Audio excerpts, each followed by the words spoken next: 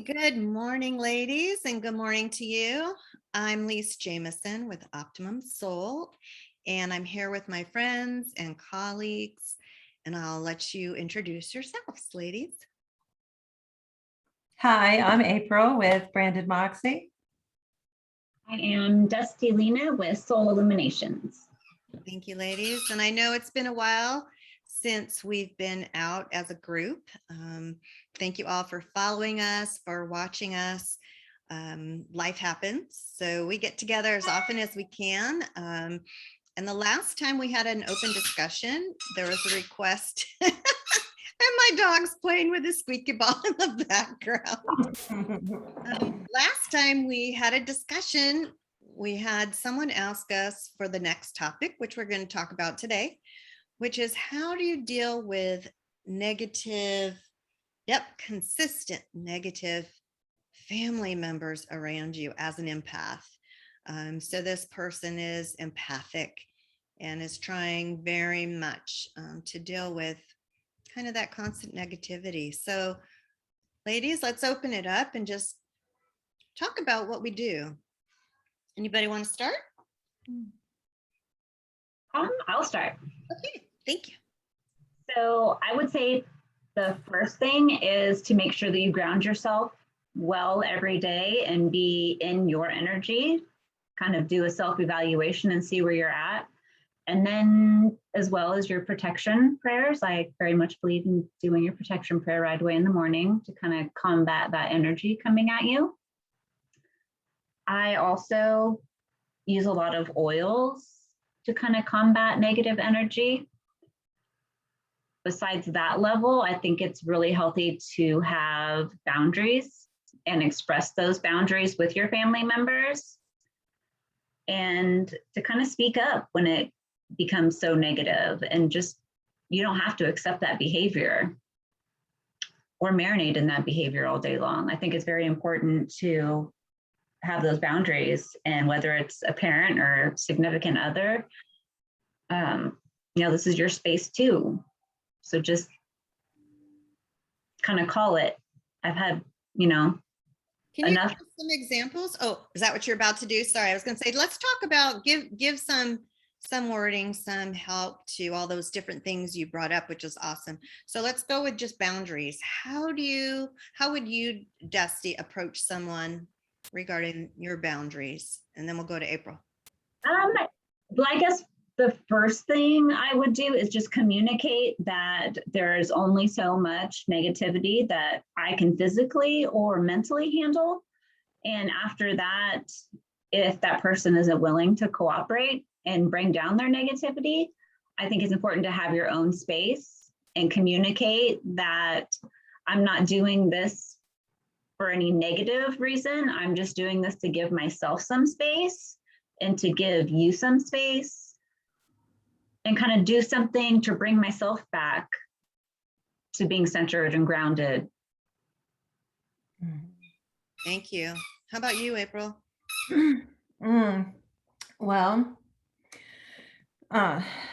spending many years as an empath and sensitive, and just learning late in life, recognizing some of those triggers and things doesn't happen overnight. So I think for me,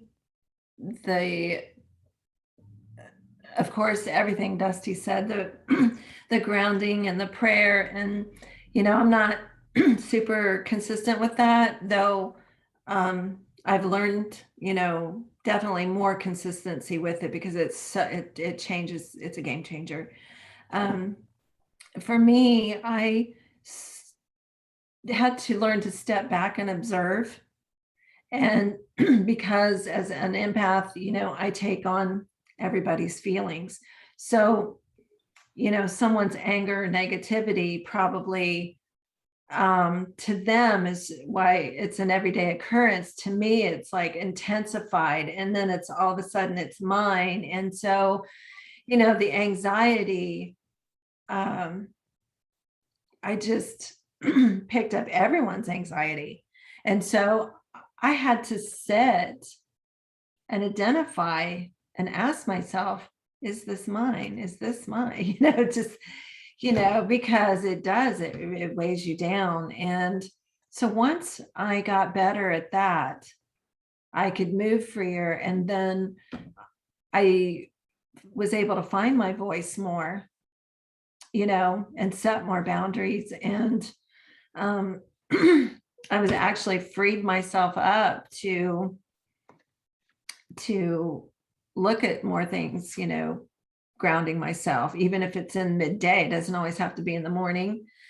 Sometimes I do it at night. Sometimes I'll stop in the middle of the day, and I use a lot of different energy practices. So I'll do that for myself. I use crystals.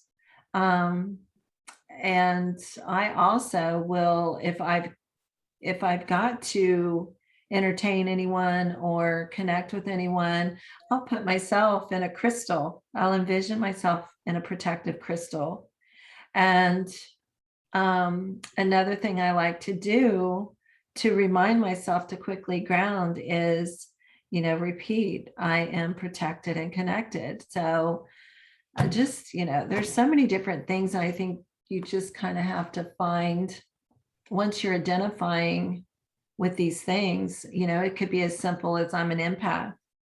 I am a sensitive. Like, once you really understand what's going on, I think that's when you find the tools that work for you. Good. Yeah. Yeah. Some days, some things work better for me than others. And I feel really tapped in, and other days it can still be a little wonky. So I just keep, plugging away, and Yeah. it works. I think that's a great, great tools that we've all talked about. The grounding, my very first best experience with grounding was meditating or closing my eyes and envisioning leaning against a tree and kind of melting into that tree trunk, and then going down into the roots, into the ground. And that visualization really helped me to ground. Some of the different things to help as well with negativity, as well as connected and protected and grounded. I carry a piece of obsidian with me all the time, as you ladies know, in my pockets, and my laptop's on my on my lap right now, so I can't get it out of my pocket. But I do carry obsidian, or you can wear it on a necklace.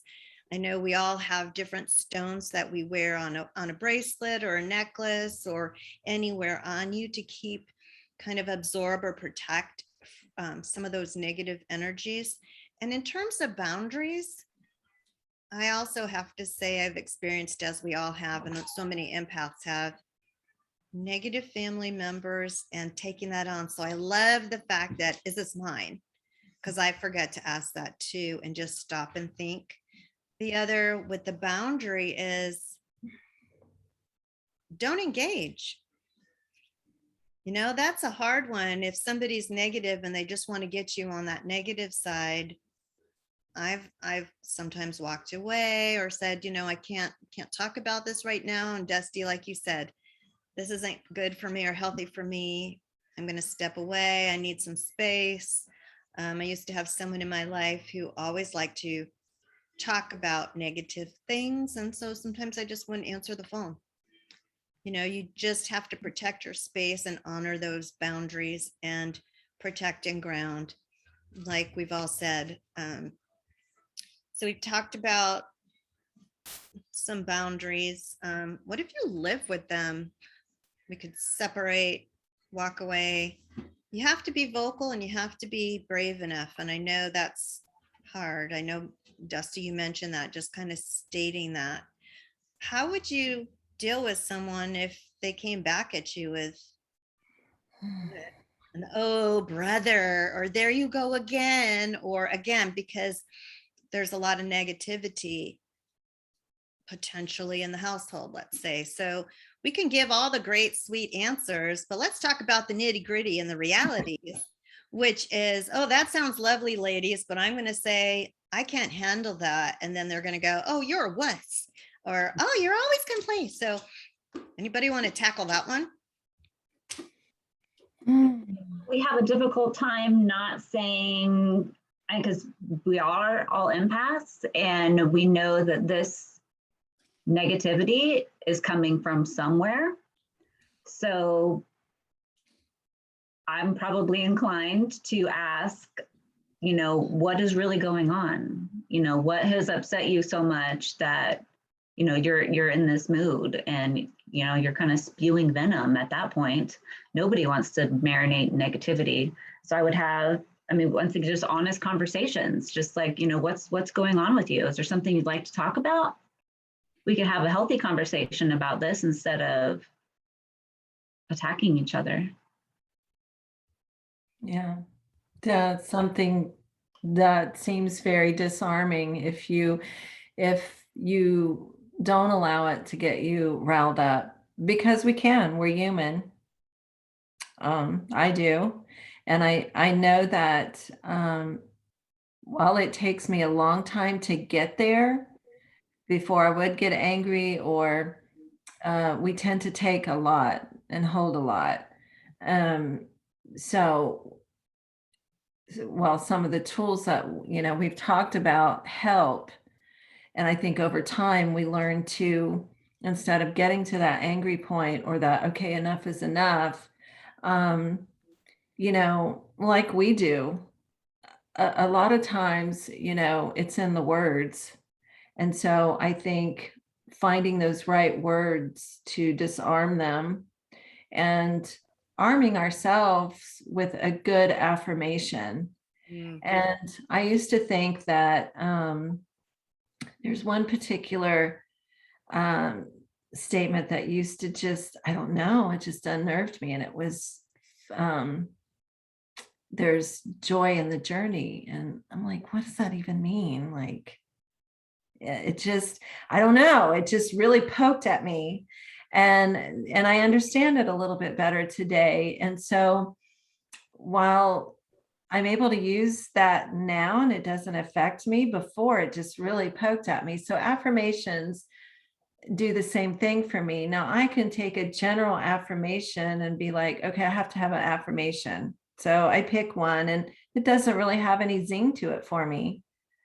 That's not going to do you any good. You want a good affirmation that really just, like, yeah, that does it. So, you arm yourself with words, and then you also disarm them also.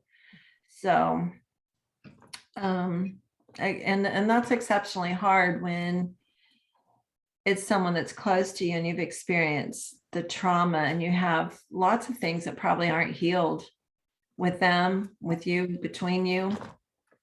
I myself, expanding on all these new things of being an empath and sensitive, allowing myself to say that's who I am, and owning it is scary, because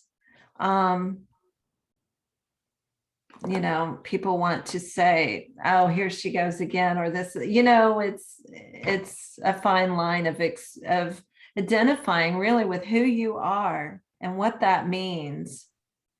And that is a journey within itself, I feel like. And so I think it just all has to do with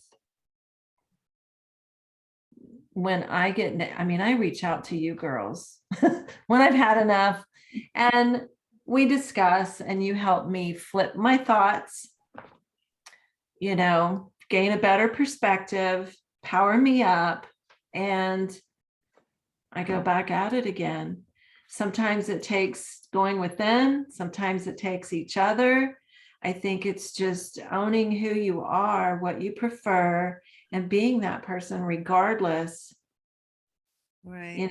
I'm not immune to getting angry and fighting with that person, and because it's just too much. But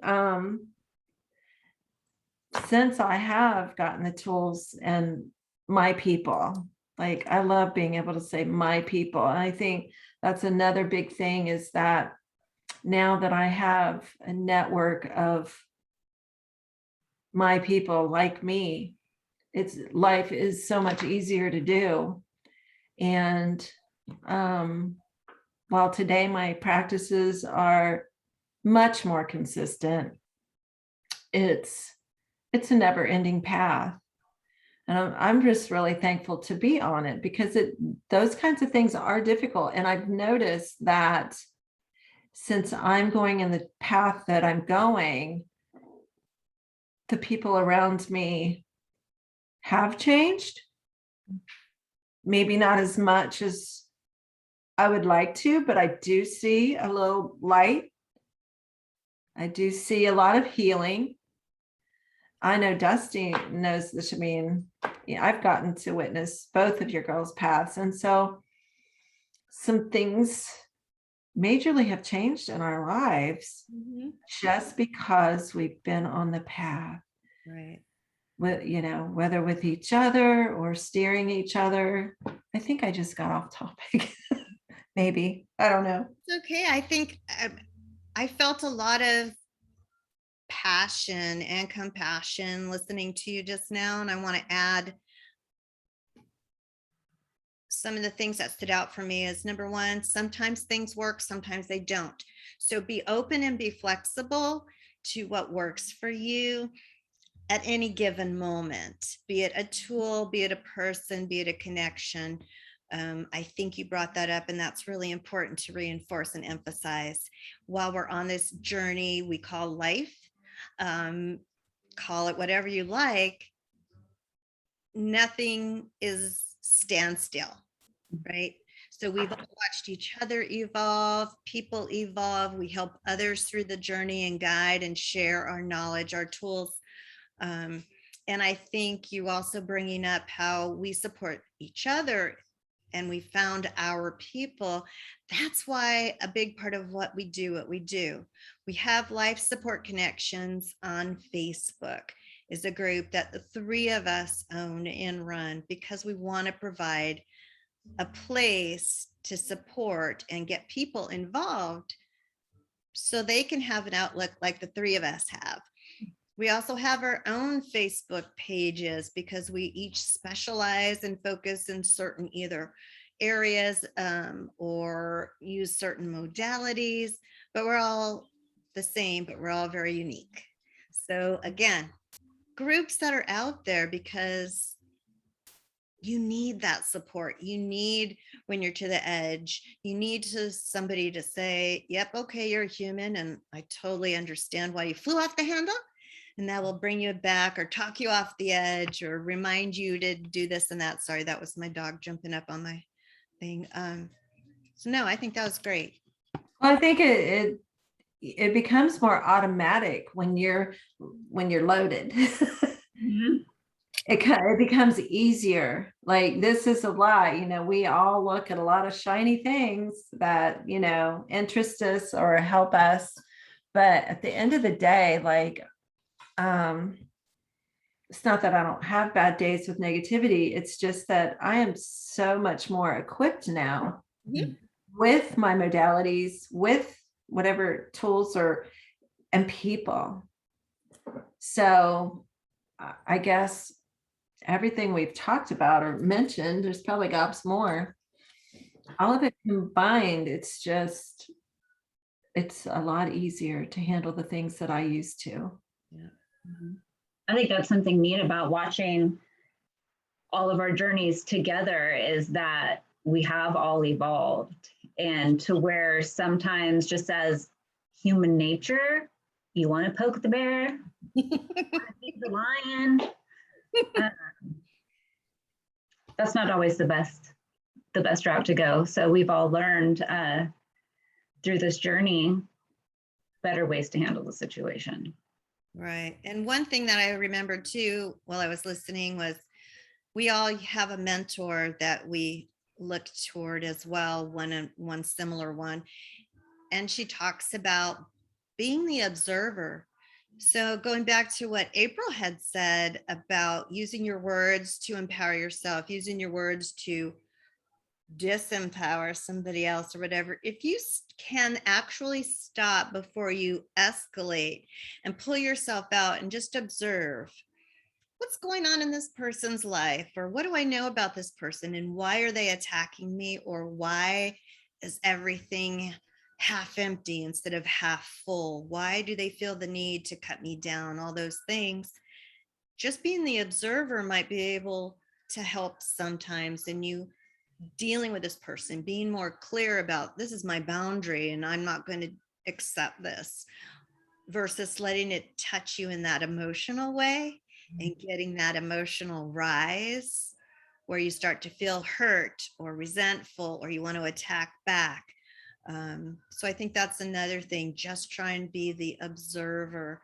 I know that's really helped me in the last whatever year, 6, 8 months, is sometimes looking or feeling like I'm going to get my feelings hurt by family members.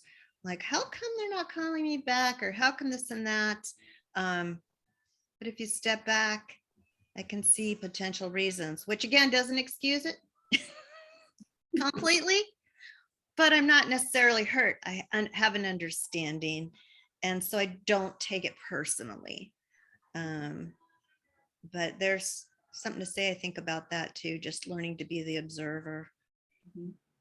Mhm. I agree. So anything else we should add to this and provide to help someone? We've covered a lot. We've covered grounding and crystals, protection. We talked about a protection prayer, or protecting, like you said, put yourself in a crystal. Is there anything else we could give to people to help how they protect themselves or protect their energy? I think the visuals, like you mentioned, I do that a lot in meditation. Meditation is hard for people. It was hard for me because in my head, I always had to make this big production about it.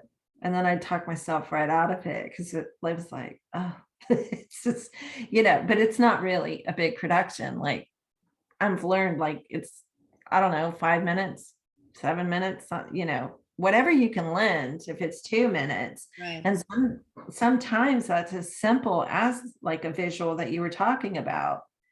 It's not, light a candle and sit this way, or, it's just not, or have a big, a big personal prayer, or, it's whatever you want it to be. It's whatever that opens up your mind and just calms you. And I know visuals work well for people. So it's a lot of times like the balloon meditation that we've all learned together, kind of a letting go meditation, a breath, breathing, it's just the simple things that we can do. Right. Even like one of our colleagues, Robin, was saying the other day, washing dishes is sometimes meditation. Gardening is Zen time for me. Some people cooking. It's kind of where you can kind of put your body and your mind somewhat on automatic pilot, but then allow everything else to go and just relax, just to recenter. So I think those are good. You don't have to make it a big production. You don't have to make it a formality, and all of a sudden 30 to 60 minutes later, if you haven't done that, you haven't done well. It can be in just a few minutes to recenter and regroup. And then the oils, Dusty, I know I've gotten more into oil since we've connected. Diffusers, with all sorts of stuff. Isn't it? What was your funny thing you talked to me about in the beginning? It's like anything frankincense. If there's, anything wrong or any frankincense, I have some frankincense. I put natural healing or calming. Yeah, tea tree is a huge oil that I use to just kind of protect my energy. And I put it on like my pulse points on my wrist and elbow. And then like where you actually would take your pulse, especially like going out in crowds where I'm kind of guarding my energy from energy vampires. So that's tea tree oil, you said? Yeah. You can put it on the top of your head also, but it will make your hair like a little bit greasy. So I choose not to put it here. the majority of the time, but I put it everywhere else. And it's really good for grounding and protecting your energy. Perfect. I would just encourage people to, a lot of times I work with crystals a lot. Like it's mostly in everything I do. I've had rocks in my pockets too, Lee, since I was a kid. It's just- yeah. And so with the oils, and I've learned a lot from Dusty with the oils. But just start by gravitating towards what excites you, what draws you. You Mhm. don't need to know everything. You Yeah. know, I don't know about all the crystals that I work with. If I have a question about oils, I'll go to Dusty. But I have my favorites that I gravitate towards, you know. Right. And if you need help, you just learn about it. You just, you know, but start. I guess that's where the part where I enjoy going within, because if a stone excites me, that's better than anything. Like it's doing something for me. Like I'll literally get the shakes if I if I'm really attached. So listen to that too about yourself, because you know what attracts you. It's kind of fun. Oh yeah, it is. Going to those stores where you can find those crystals. And I will tend to not, most of the time, I will just kind of walk around and see what I am drawn to. And then I find the right one. And then when I look it up and it explains what it does, then it totally makes sense. Oh, that's exactly, you know. So I'd rather do that and use my intuition. And yeah, we all have a nice collection of, as you say, rocks. Rocks. Who knew? All right. Well, that's awesome. I don't even know where our time is, but it's feeling pretty good. I don't see any time on things, but hopefully for those of you watching us, that helped. I think we gave a lot of great resources, honest thoughts and feedback. Again, we're not pros, we're evolving, just as we said, but growing together. So we hope that you find the right support system for you. You can go to Life Support Connections on Facebook. You can go to April's Facebook page, which is, Oh, empaths and sensitive got Moxie. you can go to Dusty Lena's page at, And Soul Illuminations, Shining the Light for Empaths and Sensitives is my group. fabulous, or mine, which is Go Within Optimum Soul, or Optimum Soul, is where we're at. And then all three of us run Life Support Connections. So hopefully we can keep these conversations up a little bit closer together, let's say, but we do our best. As you all know, life happens. So thank you again for watching. Thank you for following us. Let us know what else you'd like us to chat about. And if you have any questions, ideas, concerns, we're all here to support you as we do each other. So have a wonderful day. Thanks again. Thank you. Bye-bye. Bye-bye. Let's see. Stop.